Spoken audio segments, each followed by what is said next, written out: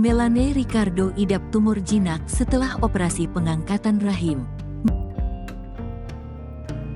Melanie Ricardo mengaku mengidap tumor jinak setelah operasi pengangkatan rahim. Meski sempat khawatir, namun kini Melanie Ricardo merasa tenang karena hanya tumor jinak.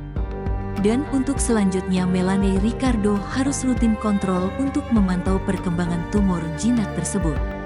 Dikutip dari YouTube Cumi Cumi, Selasa, tanggal 7 Februari tahun 2023, Melanie Ricardo menyampaikan hasil pemeriksaan biopsinya. Puji Tuhan, alhamdulillah hasil biopsiku patologiku sudah keluar, dinyatakan tumor jinak, terang Melanie Ricardo. Melanie Ricardo sempat menjalani operasi pengangkatan rahim pada Jumat, tanggal 27 Januari tahun 2023, akibat adenomiosis.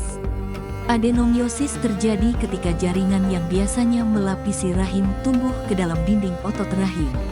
Sedangkan untuk tumor jinak tersebut, Melanie Ricardo mengaku sempat gelisah. Meski suaminya, Tyson Lynch, sudah menenangkannya.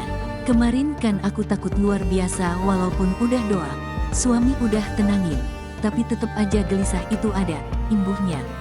Sebelum mengetahui hasil pemeriksaannya, Melanie Ricardo diminta langsung kontrol dengan dokter oleh pihak rumah sakit.